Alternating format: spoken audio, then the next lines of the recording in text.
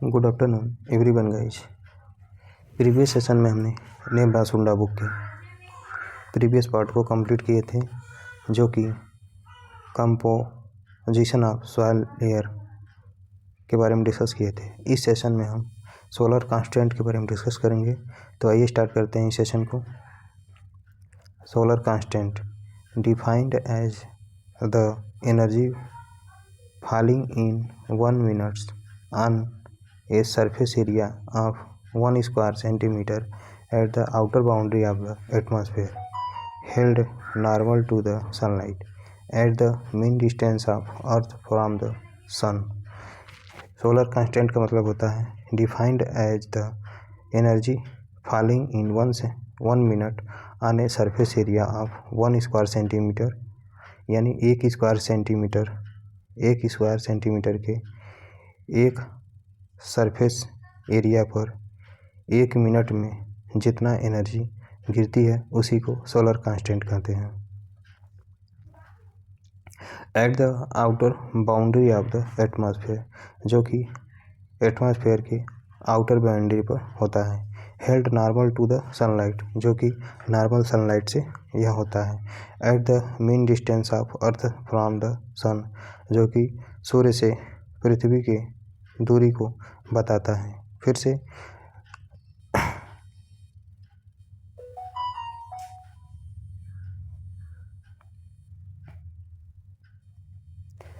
Defined as the energy falling in 1 centimetre of surface area of 1 square centimetre at the outer boundary of the atmosphere, यानी atmosphere के बाहरी boundary पर 1 square centimetre के surface area पर 1 minute में जितना energy गिरती है उसी को सोलर कांस्टेंट कहते हैं। Held normal to the sunlight, यह किसके द्वारा कंप्लीट होता है? तो नॉर्मल टू द सनलाइट, जो कि सनलाइट के द्वारा नॉर्मली कंप्लीट होता है। At the mean distance of earth from the sun, और सोलर कांस्टेंट जो होता है सूर्य से और पृथ्वी के बीच की जो दूरी होती है उसी को सोलर कांस्टेंट के रूप में जाना जाता है। Next point related to solar constant value is 1.94 calorie per centimetre square per minute, और SI यूनिट में इसकी value 1353 watts per metre square होता है। फिर से सोलर कांस्टेंट की वैल्यू कितनी होती है? तो सोलर कांस्टेंट की value 1.94 calorie per centimetre square per minute होता है। इसी को हम SI यूनिट में 1353 वाट्स पर मीटर स्क्वायर के रूप में जानते हैं। Next question related to solar constant. The solar radiation is received in the form of electromagnetic waves per particles are called quanta or photons। फिर से the solar radiation is received in the form of electromagnetic waves पर particles, यानी प्रत्येक particles पर जो electromagnetic waves के रूप में रिसीव्ड सोलर रेडिएशन होता है उसी को सोलर कांस्टेंट कहते हैं। फिर से the solar radiation is received in the form of electromagnetic waves पर पार्टिकल्स आर कॉल्ड क्वांटा और फोटॉन्स, यानी कि प्रत्येक पार्टिकल्स पर जो इलेक्ट्रोमैग्नेटिक वेव्स के रूप में जो सोलर रेडिएशन प्राप्त होता है उसी को हम क्वांटा या फिर फोटॉन्स के नाम से जानते हैं। फिर से the solar radiation is received in the form of electromagnetic waves पर पार्टिकल्स, यानी प्रत्येक पार्टिकल्स पर जो इलेक्ट्रोमैग्नेटिक वेव्स के रूप में सोलर रेडिएशन प्राप्त होता है उसी को क्वांटा या फिर फोटॉन्स कहते हैं। नेक्स्ट हेडिंग PAR का फुल फॉर्म होता है फोटोसिंथेटिक एक्टिव रेडिएशंस। PAR का मतलब क्या होता है? तो PAR का मतलब होता है P for photosynthetic, A for active, R for radiations. First point related to PAR। Photosynthesis in green leaves used solar energy in wavelength from 0.4 to 0.7 UM or the radiations 400 to 700 nanometer is most active in photosynthesis is known as photosynthetic active radiations, यानी photosynthesis in green leaves used solar energy in wavelength from 0.4 to 0.7 UM, यानी 0.4 से लेके 0.7 से जो wavelength में solar energy प्रयोग में लाई जाती है, यानी फोटोसिंथेसिस इन ग्रीन लीव्स, यानी फोटोसिंथेसिस की प्रक्रिया कहाँ पर होती है? फोटोसिंथेसिस की प्रक्रिया हरे पत्तियों में कंप्लीट होती है, और किसकी उपस्थिति में? तो सोलर एनर्जी की उपस्थिति में। और यह वेवलेंथ कितना होता है? तो सोलर एनर्जी की जो वेवलेंथ यूज में लाई जाती है वो 0.4 से लेकर 0.7 UM, या फिर जो रेडिएशंस होता है वो 400 से 700 नैनोमीटर होता है, जो कि सर्वाधिक एक्टिव होता है किसमें? तो फोटोसिंथेसिस में। इसीलिए इसे फोटोसिंथेटिक एक्टिव रेडिएशंस के नाम से जाना जाता है। Next point related to photosynthetic active radiations. Photosynthetic active radiations are photons are measured by quantum sensor, यानी PAR, या फिर फोटॉन किसके द्वारा मेजर किया जाता है? तो PAR या फिर फोटॉन्स जो होता है वो क्वांटम सेंसर के द्वारा मेजर किया जाता है। Next question, unit is Einstein are watts per metre square. Photosynthetic active radiations का यूनिट क्या होता है? तो फोटोसिंथेटिक एक्टिव रेडिएशंस का यूनिट जो होता है वो आइंस्टीन या फिर वाट पर मीटर स्क्वायर्स होता है। Next question, lux. About lux क्या होता है? It is the oldest unit to measure intensity or brightness of solar radiation, यानी सोलर रेडिएशंस की इंटेंसिटी या फिर ब्राइटनेस को मेजर करने के लिए सबसे पुराने यूनिट के रूप में लक्स का प्रयोग किया जाता है। Next point, spectrometer measures solar radiations इन नैरो वेव बैंड्स, यानी नैरो वेव बैंड्स में सोलर रेडिएशंस को मापने के लिए स्पेक्ट्रोमीटर का प्रयोग करते हैं, यानी स्पेक्ट्रोमीटर मेजर्स सोलर रेडिएशंस इन नैरो वेव बैंड्स, यानी नैरो वेव बैंड्स में सोलर रेडिएशंस को मापने के लिए स्पेक्ट्रोमीटर का प्रयोग करते हैं। Next question, what do you mean lapse rate? What do you mean lapse rate? The vertical temperature decreases or gradient is expressed as lapse rate। जब वर्टिकल टेम्परेचर में गिरावट देखने को मिलती है या फिर ग्रेडियंट जो होता है, the vertical temperature decreases or gradient is expressed as lapse rate, यानी कि जब वर्टिकल टेम्परेचर डिक्रीज होता है, यानी जब वर्टिकल टेम्परेचर डिक्रीज होता है तो इस प्रकार के सिस्टम को हम लैप्स रेट के नाम से जानते हैं। फिर से, the vertical temperature decrease or gradient is expressed as lapse rate. जब वर्टिकल टेम्परेचर डिक्रीज होता है या फिर ग्रेडियंट डिक्रीज होता है तो इसी को हम लैप्स रेट के रूप में एक्सप्रेस करते हैं या फिर व्यक्त करते हैं। Next point related to lapse rate. Normally lapse rate is 6.5 degree per kilometre, यानी कि सामान्य तौर पर जो लैप्स रेट होता है वो 6.5 डिग्री पर किलोमीटर होता है, यानी कि 1 किलोमीटर में कितना लैप्स रेट होता है? तो 1 किलोमीटर में 6.5 लैप्स रेट होता है। Next heading, lapse rates. Adiabatic lapse rate का मतलब क्या होता है? तो एडियाबैटिक लैप्स रेट का मतलब क्या होता है? First point related to adiabatic lapse rate, the rate at which the temperature changes as air rises or falls in is called adiabatic lapse rate. The rate at which the temperature changes, यानी कि वह rate जिस पर temperature change होता रहता है, किसके रूप में? तो एयर राइजेज आर फॉल्स। फिर से, the rate at which the temperature changes as air rises or falls, यानी एयर के उतार या फिर चढ़ाव के कारण जो टेम्परेचर में चेंजेस देखने को मिलता है, तो इस प्रकार के रेट को ही एडियाबैटिक लैप्स रेट के कहा जाता है। फिर से, the rate at which the temperature changes as air rises or falls is called adiabatic lapse rate, यानी कि हवा के बढ़ने या घटने पर जो टेम्परेचर में चेंजेस देखने को मिलता है, तो इस प्रकार के रेट को ही एडियाबैटिक लैप्स रेट कहते हैं। Next question, dry adiabatic lapse rate कितना होता है? तो 10 डिग्री पर किलोमीटर, यानी 1 किलोमीटर में ड्राई एडियाबैटिक लैप्स रेट कितना होता है? तो 1 किलोमीटर में ड्राई एडियाबैटिक लैप्स रेट जो होता है वो 10 डिग्री सेंटीग्रेड होता है। Next question, the conditions in which there is prompt rise instead of fall in temperature is called inversion, यानी वह दशा जिसमें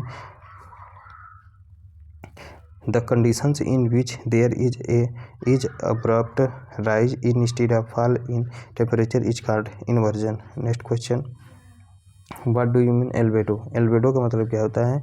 तो it is the ratio between incoming and outgoing solar radiations on the earth surface, यानी पृथ्वी की सतह पर से पृथ्वी की सतह पर आने वाला और जाने वाले सोलर रेडिएशन के अनुपात को ही एल्बिडो कहा जाता है। यानी पृथ्वी की सतह पर आने वाले सोलर रेडिएशंस और पृथ्वी की सतह से होकर ऊपर जाने वाले रेडिएशंस के अनुपात को ही एल्बिडो के नाम से जाना जाता है। Next question, it is, albedo का मतलब ये होता है, यानी ये सन हो गया, ठीक, सन से लाइट नीचे की तरफ यानी पृथ्वी पर आई और पृथ्वी से होकर फिर वापस चली गई, तो इस प्रकार के कंडीशंस को ही एरिया एल्बिडो के नाम से जाना जाता है। तो इसमें एल्बिडो जो होता है वो रेशियो हो जाता है, दोनों का रेशियो ही एल्बिडो कहलाता है। यानी कि सूर्य से पृथ्वी की सतह पर आने वाली सोलर रेडिएशंस और पृथ्वी की सतह से फिर वापस चली जाने वाली सोलर रेडिएशंस के बीच के अनुपात को ही एल्बिडो के नाम से जाना जाता है। Next question, it is the percentage of the incident solar radiation reflected by a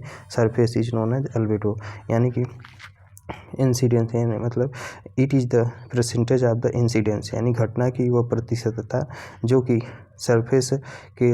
surface के द्वारा सोलर रेडिएशन रिफ्लेक्ट हो जाता है। यानी it is the percentage of the incident solar radiation reflected by a surface, यानी किसी surface के द्वारा जो सोलर रेडिएशन रिफ्लेक्ट होता है प्रतिशत के रूप में, तो उसी को एल्बिडो के नाम से जाना जाता है। Next point, it is expressed in percentage, यानी एल्बिडो को हम प्रतिशत में ही व्यक्त करते हैं। एल्बिडो को किस में व्यक्त किया जाता है, तो एल्बिडो को प्रतिशतता में ही व्यक्त किया जाता है। Next question, the albedo of craft surface is ranging between 23 to 30%, यानी कि एल्बिडो का यानी क्राफ्ट सरफेस का जो एल्बिडो होता है वो कितने रेंज पे होता है, तो 23 से 30% के बीच में होता है। यानी कि the albedo of craft surface, यानी फसल के सतह का जो एल्बिडो होता है वो कितना होता है, तो फसल के सतह का जो एल्बिडो होता है वो 23 से 30% के बीच में होता है। Next question, the albedo for fresh snow is ranging from 75 to 95%, यानी कि जो फ्रेश स्नो के लिए यानी ताज़े बर्फ़ के लिए जो एल्बिडो होता है वो कितना रेंज पर होता है, तो ताज़े बर्फ़ के लिए जो एल्बिडो परसेंटेज होता है वो 75 से 95% तक होता है।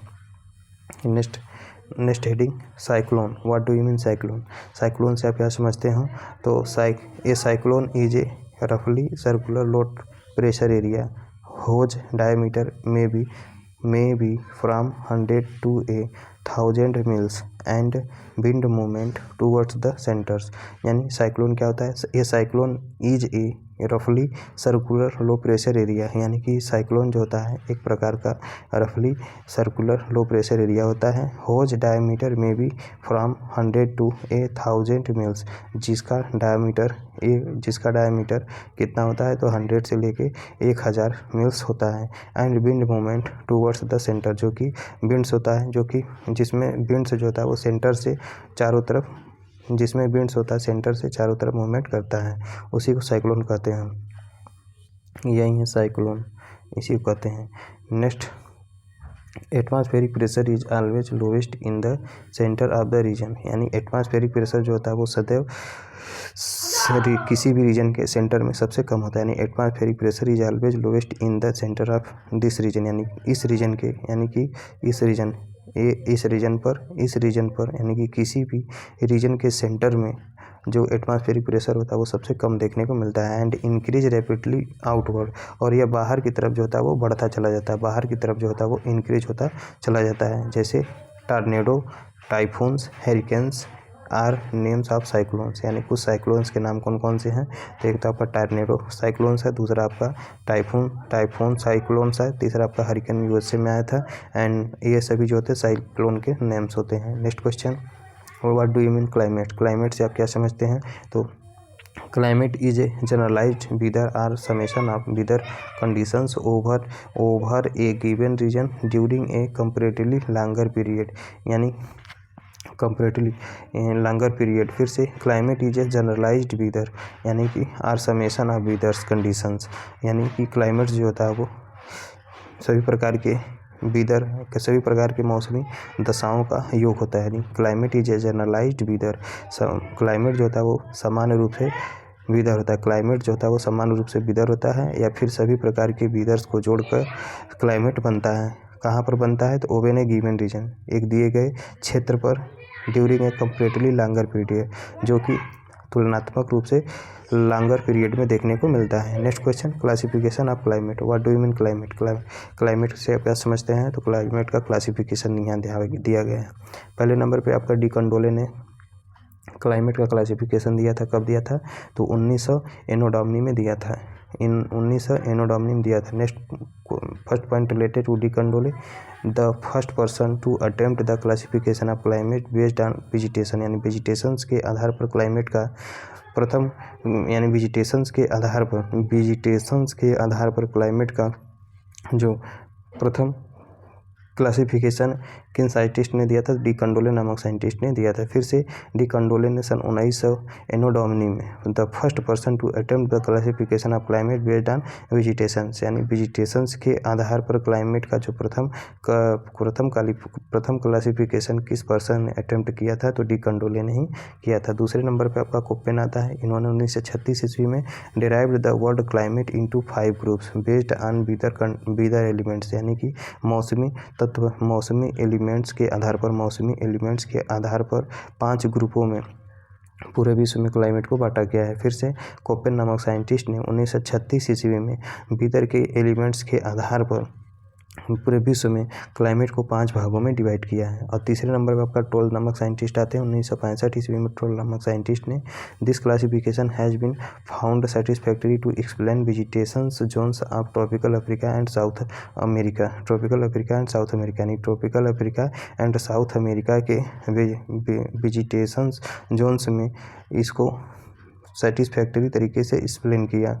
ठीक, इस क्लासिफिकेशन को एक्सप्लेन किया। फिर से This classification has been found satisfactory to explain vegetation zones of tropical Africa and South America, यानी tropical Africa and South America के वेजिटेशन वाले जोन्स में सेटिस्फैक्टरी तरीके से इस क्लासिफिकेशन के बारे में डिस्कस किया ट्रोल नामक साइंटिस्ट ने 1965 ईस्वी में। नेक्स्ट क्वेश्चन,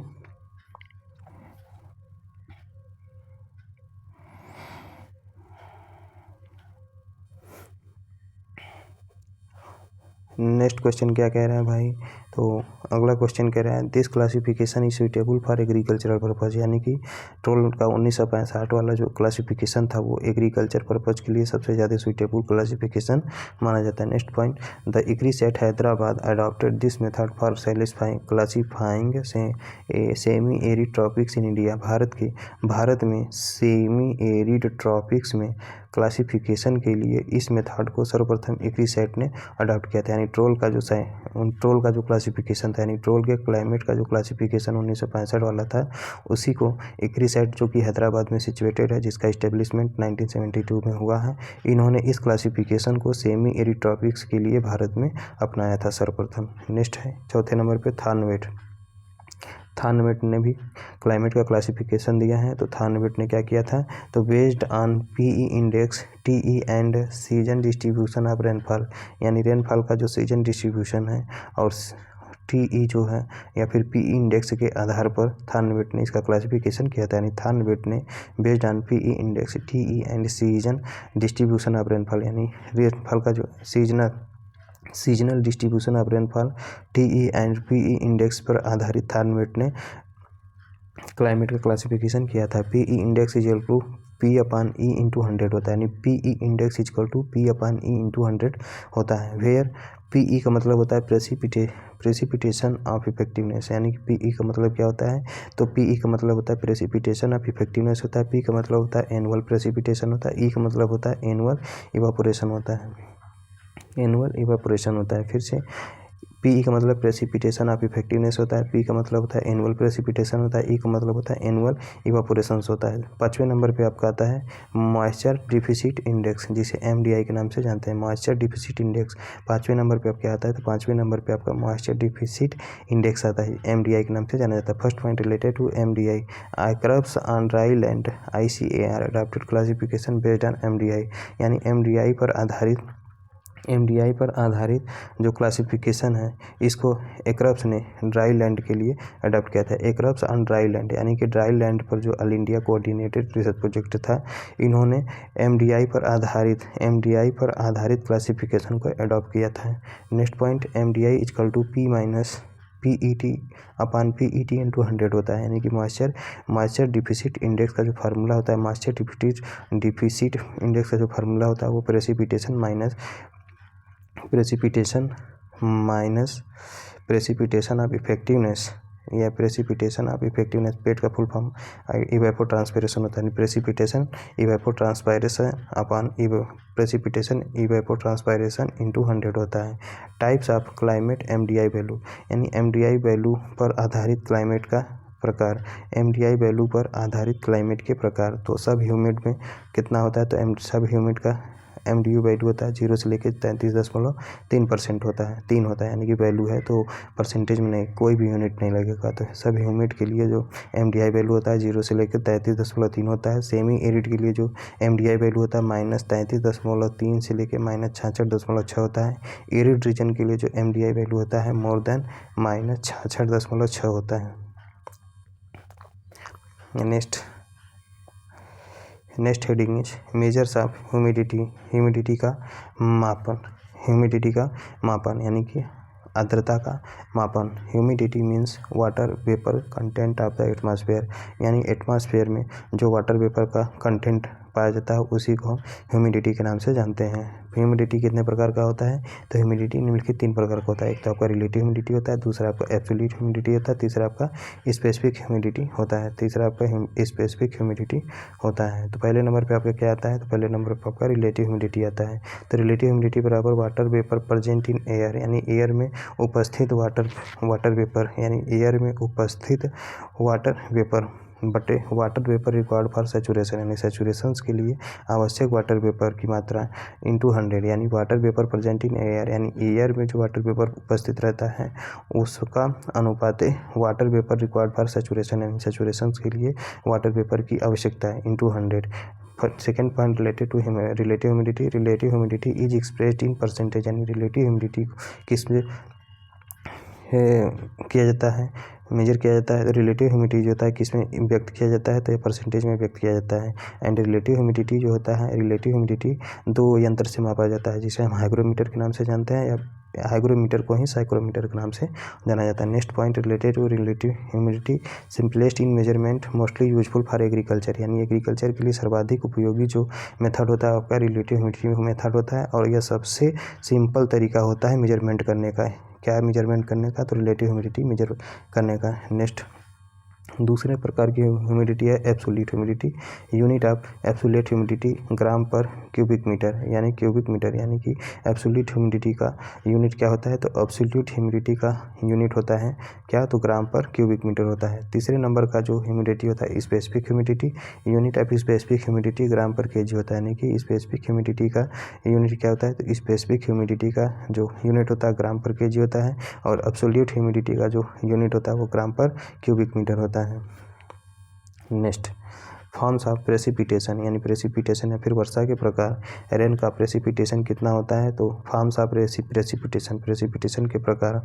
रेन का drops of less than, drops of more than 0.5 to 6 millimetre, यानी कि जब वर्षा बूंदों का आकार 0.5 से लेके 6 मिलीमीटर के बीच में रहता है तो वह रेन कहलाता है। ड्रिजल किसे कहते हैं, तो drops of less than 0.5 millimetre, जब वर्षा बूंदों का आकार 0.5 मिलीमीटर से कम होता है तो उसे ड्रिजल के नाम से जाना जाता है। नेक्स्ट है snow, ice crystal resulting from sublimation, यानी सब्लिमेशन के परिणाम स्वरूप जब आइस का क्रिस्टल देखने को मिलता है तो उसी को स्नो कहा जाता है। यानी सब्लिमेशन से जब आइस का क्रिस्टल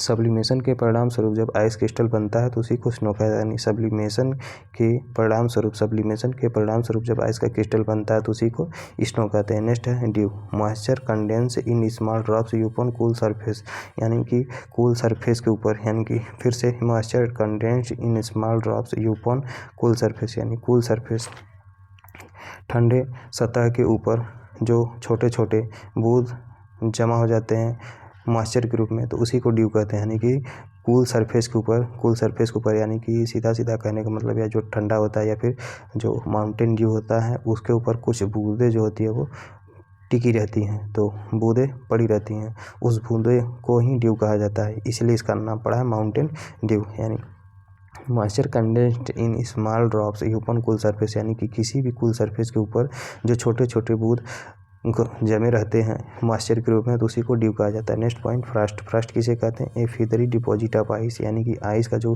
फीदरी डिपॉजिट होता है उसी को, यानी एक आइस का जो फीदरी डिपॉजिट होता है उसी को फ्रॉस्ट कहते हैं। नेक्स्ट है fog. A thin cloud of varying size droplets of 1 to 15 micron.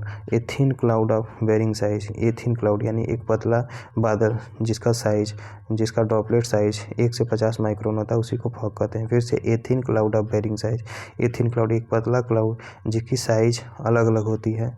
कितना होता है इसमें? तो ड्रॉपलेट साइज इसका 1 से लेके 50 माइक्रोन होता है। नेक्स्ट है मिस्ट। मिस्ट किसे कहते हैं? A very thin fog, droplet size a very thin fog, a very thin fog. Mist जो होता है वो बहुत ही पतला फॉग होता है। इसकी जो ड्रॉपलेट साइज होती है वो 50 से 150 माइक्रोन होती है। नेक्स्ट है वेपर। वेपर क्या होता है? तो water vapour in the atmosphere. Atmosphere में जो वाटर वेपर होता है उसी को वेपर के नाम से जाना जाता है। यानी एटमॉस्फेयर में जो वाटर वेपर होता है उसी को वेपर के नाम से जाना जाता है। Each it constitute only about 0.001% of the total global water. यानी टोटल ग्लोबल वाटर का जो 0.001% के आसपास होता है, जो कि एटमॉस्फेयर में वेपर के रूप में पाया जाता है, वाटर वेपर के रूप में पाया जाता है, तो उसी को वेपर के नाम से जानते हैं। Next heading is temperature. अगला heading is temperature. Next heading temperature. Next topic is temperature. What do you mean temperature? It is the most important variable of weather, यानी कि मौसम की जो सर्वाधिक इम्पॉर्टेंट वेरिएबल होता है वो आपका टेम्परेचर होता है। मेजरमेंट ऑफ टेम्परेचर, यानी टेम्परेचर का मापन। The SI unit for temperature is degree Celsius, यानी कि टेम्परेचर का जो SI यूनिट होता है वो क्या होता है? तो डिग्री सेल्सियस होता है। यानी कि टेम्परेचर का जो SI यूनिट होता है वो आपका डिग्री सेल्सियस होता है। टेम्परेचर कितने प्रकार का होता है? तो टेम्परेचर 3 प्रकार का होता है। टेम्परेचर कितने प्रकार का होता है? तो टेम्परेचर निम्नलिखित 3 प्रकार का होता है। टेम्परेचर कितने प्रकार का होता है? तो टेम्परेचर निम्नलिखित 3 प्रकार का होता है। एक तो आपका सेल्सियस होता है, दूसरा आपका फ़ारेनहाइट होता है, तीसरा आपका केल्विन होता है। सेल्सियस क्या होता है? In Celsius scale the melting and boiling point of water are 0 and 100 degree centigrade respectively, यानी कि सेल्सियस स्केल में देखा जाए तो जो मेल्टिंग पॉइंट होता है वाटर का वो आपका 0 डिग्री सेंटीग्रेड होता है। यानी कि सेल्सियस स्केल पर अगर देखा जाए तो वाटर का जो मेल्टिंग पॉइंट होता है वो आपका 0 डिग्री सेंटीग्रेड्स होता है, एंड बॉइलिंग पॉइंट जो वाटर का होता है वो 100% तक 100 डिग्री सेंटीग्रेड्स होता है। और इसको मापने के लिए जो फार्मूला यूज़ करते हैं degree centigrade equal to Fahrenheit -32 × 5/9, यानी सीधे कहने का मतलब यह है कि डिग्री अपन 59 बनता है। इसका फार्मूला क्या है? तो सीधे हम याद किए हैं 59, यानी 5 इधर हो गया। Degree Celsius upon 5 equal to F -32/9, 59। यही फार्मूला काम करता है डिग्री से फ़ारेनहाइट पे, फ़ारेनहाइट से डिग्री में चेंज करने के लिए, तो यहीं दिया है। दूसरे नंबर पे आपका फ़ारेनहाइट है। फ़ारेनहाइट स्केल, यानी फ़ारेनहाइट स्केल में देखा जाए तो वाटर का जो मेल्टिंग पॉइंट होता है वो 32 फ़ारेनहाइट होता है, जबकि वाटर का जो बॉइलिंग पॉइंट होता है वो 212 फ़ारेनहाइट होता है। इसके लिए भी वही फार्मूला काम करेगा। तीसरे नंबर पर आपका केल्विन आता है। Absolute temperature is measured in kelvin units, यानी कि किसी भी टेम्परेचर एब्सोल्यूट टेम्परेचर को मापने के लिए केल्विन यूनिट्स का ही प्रयोग किया जाता है। यानी केल्विन एब्सोल्यूट टेम्परेचर, यानी किसी भी एब्सोल्यूट टेम्परेचर को मापने के लिए केल्विन यूनिट का ही प्रयोग किया जाता है। Next point related to Kelvin unit. When there is no activity of molecules of substances, then it is said to be at 0 Kelvin, यानी क्या कह रहा है? When जब there is no activity of molecules of substances, यानी कि जो भी पदार्थ हैं उसके मालिक्यूल की एक्टिविटी बिल्कुल भी ना हो। वेन जब किसी भी पदार्थ के मालिक्यूल की एक्टिविटी ना हो, then it is said to be at 0 Kelvin, तो वो उसका जो केल्विन वैल्यू होता है 0 डिग्री केल्विन होता है। When there is no activity of molecules of substance, यानी किसी भी पदार्थ के मालिक्यूल की एक्टिविटी जब बिल्कुल भी न दिखाई दे तो उस कंडीशंस में केल्विन जो होता है वो 0 डिग्री होता है। The melting point of water in kelvin scale is 273 kelvin, यानी कि पानी का जो मेल्टिंग पॉइंट होता है केल्विन में 273 केल्विन होता है एंड स्टीम पॉइंट या फिर बॉइलिंग पॉइंट कितना होता है, तो पानी का जो बॉइलिंग पॉइंट केल्विन में 373 केल्विन होता है। 373 केल्विन होता है, यानी कि मेल्टिंग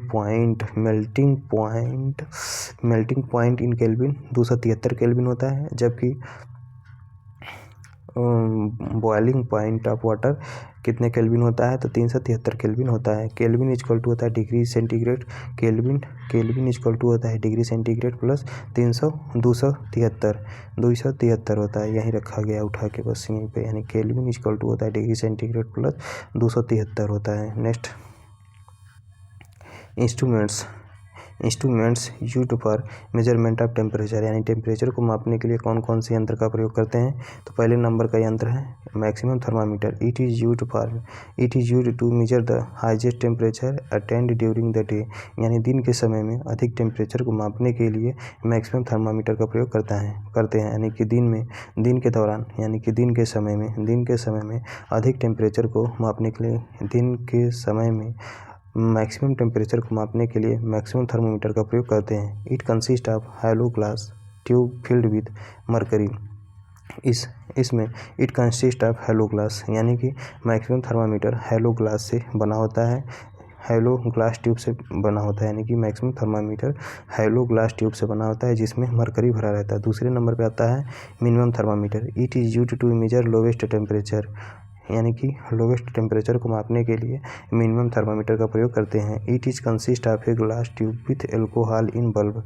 यानी मिनिमम थर्मामीटर जो होता है किससे बना होता है, तो ग्लास ट्यूब जिसमें एल्कोहल जिसके बल्ब में एल्कोहल भरा रहता है। फिर से मिनिमम थर्मामीटर लोवेस्ट टेम्परेचर को मापने के लिए मिनिमम थर्मामीटर का प्रयोग करते हैं, और यह एक ग्लास ट्यूब का बना होता है जिसके बल्ब में एल्कोहल भरा रहता है। तीसरे नंबर पर आपका सॉइल थर्मामीटर आता है। It is mercury thermometer with A bend at the bulb and, यानी बल्ब के एंड पर बेंड कर दिया जाता है। फिर से soil thermometer, it is a mercury thermometer, यानी सॉइल थर्मोमीटर को हम मरकरी थर्मामीटर के नाम से जानते हैं, जिसके बल्ब के एंड में बेंड भरा रहता है। फिर से सॉइल थर्मामीटर किसे कहते हैं, तो soil thermometer it is a mercury thermometer, यानी सॉइल थर्मामीटर एक प्रकार का मरकरी थर्मामीटर होता है with A bend at the bulb and, जिसके बल्ब के एंड में बेंड होता है, जिसमें बल्ब के एंड में बेंड देखने को मिलता है। चौथे नंबर का थर्मामीटर है थर्मोकपल्स। चौथे नंबर पे क्या आता है, तो चौथे नंबर पे आपका थर्मोकपल्स आता है। These are used for measuring soil temperature and they are two types, यानी सॉइल टेम्परेचर को मेजर करने के लिए सॉइल टेम्परेचर को मेजर करने के लिए थर्मोकपल्स का प्रयोग करते हैं, और यह दो प्रकार का होता है। एक तो थर्मो इलेक्ट्रिक कपल्स होता है, दूसरा आपका रेसिस्टेंट कपल्स होता है। यानी थर्मो कपल्स जो होता है दो प्रकार का होता है, एक तो आपका थर्मो इलेक्ट्रिक कपल्स होता है, दूसरा आपका रेसिस्टेंस होता है, थर्मो रेसिस्टेंस होता है। Next,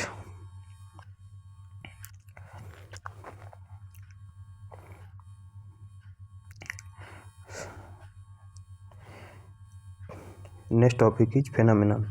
next topic is phenomenon. Next topic is phenomenon.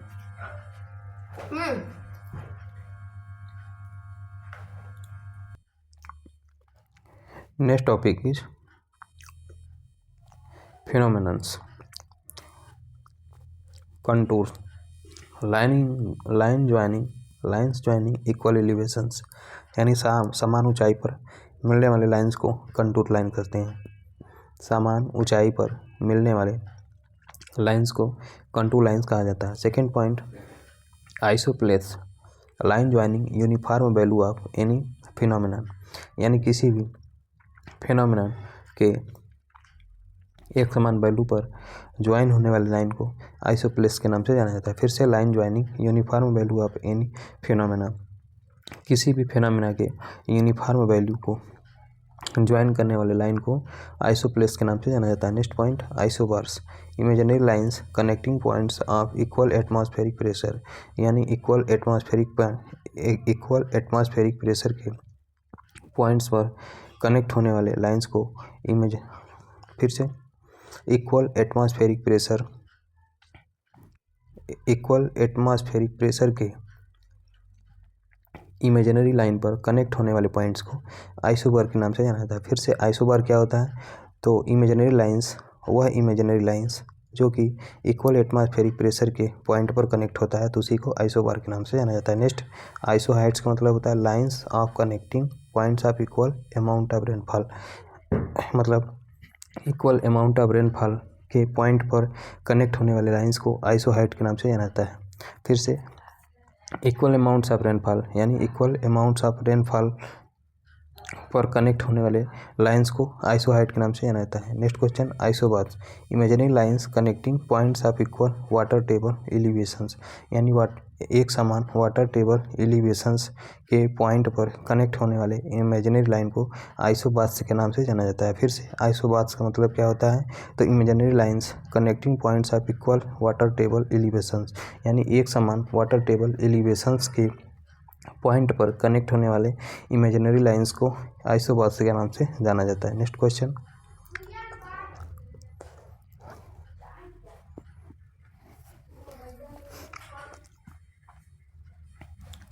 आइसोहेल्स का मतलब क्या होता है, आइसोहेल्स का मतलब lines connecting points of equal sunshine hours, यानी एक समान सनशाइन हावर्स के पॉइंट पर कनेक्ट होने वाले लाइंस को आइसोहेल्स के नाम से जाना जाता है।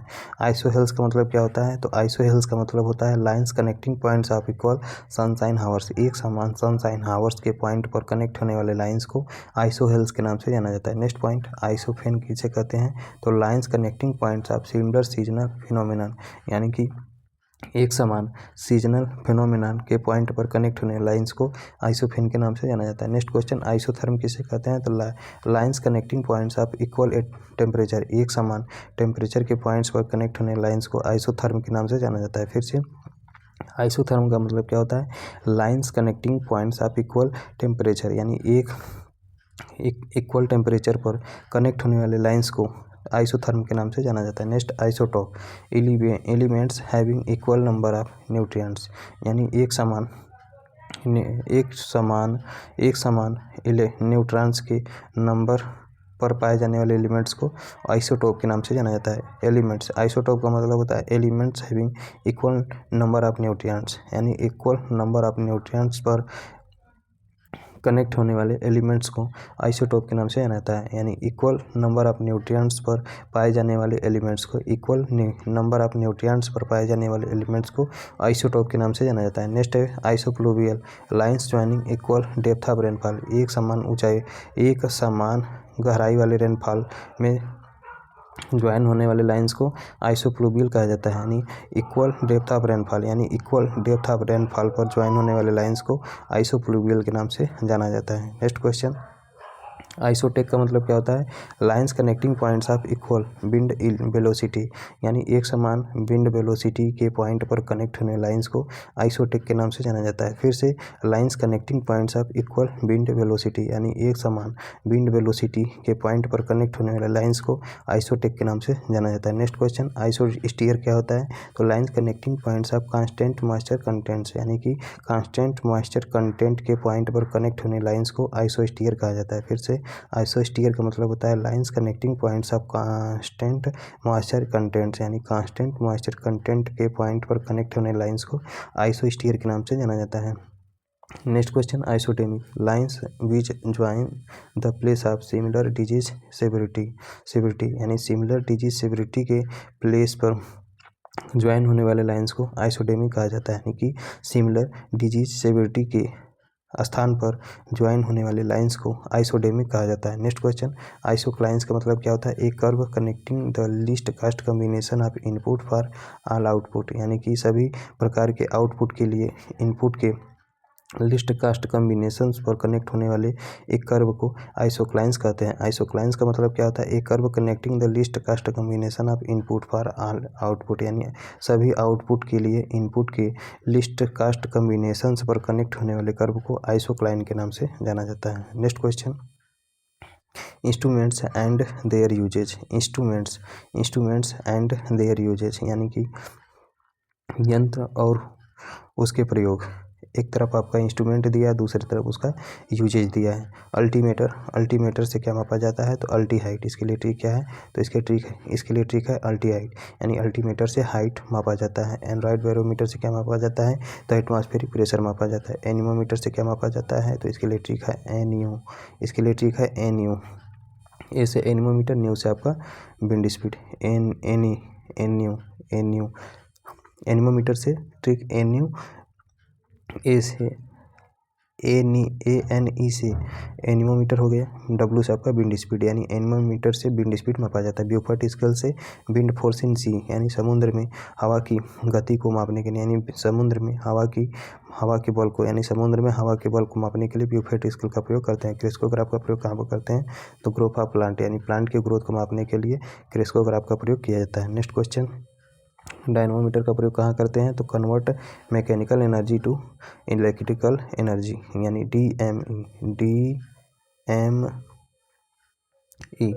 डीएमई, यानी कि डायनोमीटर क्या करता है, तो मैकेनिकल एनर्जी को इलेक्ट्रिकल एनर्जी में कन्वर्ट करता है। कैंपबेल स्टॉक क्या करता है, तो ड्यूरेशन ऑफ सनशाइन, यानी कि सनशाइन की ड्यूरेशन को मापने के लिए किसका प्रयोग करते हैं, तो सनशाइन की ड्यूरेशन को मापने के लिए गैम्बल स्टॉक्स का प्रयोग करते हैं। गैम्बल स्टॉक्स का प्रयोग करते हैं। ईसीजी का प्रयोग कहाँ पर करते हैं, तो ईसीजी का प्रयोग जो होता है वो मोमेंट ऑफ हार्ट, यानी हृदय की गति को मापने के लिए किसका प्रयोग करते हैं, तो हृदय की गति को मापने के लिए ईसीजी का प्रयोग किया जाता है। विंड वेन का प्रयोग किसके लिए करते हैं, तो विंड की डायरेक्शन को मापने के लिए विंड वेन का प्रयोग करते हैं। टेंसियोमीटर का प्रयोग कहाँ पर करते हैं, तो सॉइल मॉइस्चर टेंशन को मेजर करने के लिए टेंसियोमीटर का प्रयोग करते हैं। गैल्वेनोमीटर का प्रयोग कहाँ पर करते हैं, तो इलेक्ट्रिक करंट को मापने के लिए, इलेक्ट्रिक करंट्स को मापने के लिए गैल्वेनोमीटर का प्रयोग करते हैं। पोरोमीटर कहाँ पर प्रयोग करते हैं, तो पोट्रा। इसके लिए ट्रिक है पोट्रा, यानी कि इंस्ट्रूमेंटल बिहेवियर। पोस्टो इसके लिए ट्रिक क्या है, गलत है ये, पोस्टो, पोस्टो, यानी पोरोमीटर से जो होता है इंस्ट्रूमेंटल बिहेवियर मापा जाता है। हाइड्रोमीटर से क्या मापते हैं, तो measure relative density of liquids, यानी लिक्विड की जो रिलेटिव डेंसिटी है वो मेजर किया जाता है हाइड्रोमीटर से। लेकिन हाइग्रोमीटर या फिर साइक्रोमीटर से रिलेटिव ह्यूमिडिटी प्रतिशत में मापी जाती है। नेक्स्ट क्वेश्चन, लैक्टोमीटर से डेंसिटी ऑफ मिल्क और मिल्क की प्योरिटी मापी जाती है, यानी लैक्टोमीटर से मिल्क दूध का अपेक्षित घनत्व और मिल्क की शुद्धता जो है वो लैक्टोमीटर से मापी जाती है। लाइसीमीटर से क्या मापा जाता है, तो इवेपोट्रांसपायरेशन, जिसे इटली के नाम से जानते हैं, इटली के नाम से जाना जाता है। इवेपोट्रांसपायरेशन लाइसीमीटर से मापा जाता है। और लीचिंग लॉस ऑफ वाटर, पानी का जो लीचिंग लॉसेस होता है वो भी लाइसीमीटर के द्वारा ही मापा जाता है। मैनोमीटर से क्या करते हैं, तो रूट प्रेशर मापा जाता है, यानी मैनोमीटर से किसका मापन किया जाता है, तो मैनोमीटर से रूट प्रेशर का मापन किया जाता है। प्लानीमीटर से किसका मेजर करते हैं, तो area of an irregular figure, यानी प्लानीमीटर से area of an irregular figure, यानी इरेगुलर फिगर किसी एक इरेगुलर फिगर को, क्षेत्र को, यानी कि इरेगुलर फिगर के क्षेत्र को मापने के लिए प्लानीमीटर का प्रयोग करते हैं। Area of an irregular figure, यानी कि अनियमित आकृति को मापने के लिए, अनियमित आकृति की क्षेत्र को मापने के लिए प्लानीमीटर का प्रयोग करते हैं। पायरेलियोमीटर का प्रयोग कहाँ पर करते हैं, तो measures amount of direct solar radiations. पायरेटो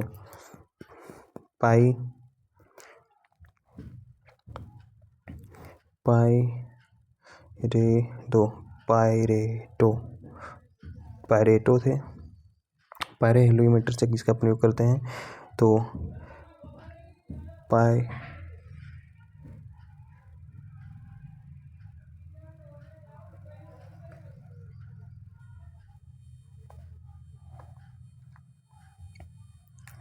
next question, पायरेलियोमीटर से क्या मापा जाता है, तो measures amount of direct solar radiations, यानी डायरेक्ट सोलर रेडिएशंस का मापन किसके लिए किया जाता है, तो पायरेलियोमीटर से किया जाता है। डायरेक्ट सोलर रेडिएशंस का मापन किससे किया जाता है, तो डायरेक्ट सोलर रेडिएशंस की मात्रा को मापने के लिए, यानी कि measures amount of direct solar radiation, यानी डायरेक्ट सोलर रेडिएशन की अमाउंट को मापने के लिए किसका प्रयोग करते हैं, तो पायरेलियोमीटर का प्रयोग करते हैं। यानी डायरेक्ट सोलर रेडिएशंस की मात्रा को मापने के लिए पायरेलियोमीटर का प्रयोग किया जाता है। पायरेनोमीटर से किसका प्रयोग करते हैं, तो पायरेनोमीटर जो होता है मेजर्स टोटल इनकमिंग या फिर ग्लोबल सोलर रेडिएशंस, यानी टोटल इनकमिंग सोलर रेडिएशंस को मापने के लिए पायरेनोमीटर का प्रयोग करते हैं। इसके लिए ट्रिक है PYRATO। पिकोनोमीटर से क्या मापा जाता है, तो स्पेसिफिक ग्रेविटी ऑफ सॉइल, यानी सॉइल की जो स्पेसिफिक ग्रेविटी होती है वो पिकोनोमीटर से मापा जाता है। यानी सॉइल की जो स्पेसिफिक ग्रेविटी होती है किससे मापी जाती है, तो सॉइल की स्पेसिफिक ग्रेविटी जो होती है वो पिकोनोमीटर से मापा जाता है। पेजियोमीटर से क्या मापा जाता है, तो डेप्थ ऑफ वाटर टेबल, यानी कि वाटर टेबल की डेप्थ को इससे मापा जाता है, तो water table depth of water table, यानी वाटर टेबल की डेप्थ को जो है पेजियोमीटर से मापा जाता है। पोटोमीटर से पोट्रा, इसके लिए ट्रिक है पोट्रा यानी पोटोमीटर से क्या मापा जाता है, ट्रांसपायरेशन मापा जाता है। ट्रांसपायरेशन जो है इसके द्वारा मापा जाता है। नेक्स्ट टॉपिक है classification of irrigation projects. Classification of irrigation projects, यानी इरिगेशन प्रोजेक्ट्स को क्लासिफिकेशन, इरिगेशन प्रोजेक्ट्स का क्लासिफिकेशन। एक तरफ प्रोजेक्ट दिया, दूसरे तरफ कमांड एरिया हेक्टेयर में, कॉस्ट रुपीज़ में। तो मेजर CCA कितना है, तो मेजर प्रोजेक्ट का जो CCA है वो मोर देन 10,000 है। कास्ट कितना है, तो मोर देन 50 करोड़ है। मीडियम का कितना है, तो 2,000 से 10,000 है, 2,000 से 10,000 है। और इसका कास्ट कितना है, तो 5 करोड़ से 25 लाख के बीच में। माइनर में क्या आता है, तो लेस देन 2,000 आता है, और कास्ट कितना आता है, तो less than 25 lakh. Major project का CCA हेक्टेयर में कितना है, तो मोर देन 10,000 है, कास्ट कितना आता है, तो मोर देन 50 करोड़ आता है। मीडियम प्रोजेक्ट का CCA हेक्टेयर में कितना है, तो 2,000 से 10,000 है, कास्ट कितना आता है, 5 करोड़ से 25 लाख आता है। माइनर प्रोजेक्ट का CCA कितना है, तो लेस देन 2,000 है, कास्ट कितना आता है, तो less than 25 lakh. Next topic है यूनिट नंबर 6, जो कि मानसून के नाम से जाना जाता है। इसको हम नेक्स्ट सेशन में डिस्कस करेंगे। Thank you everyone guys.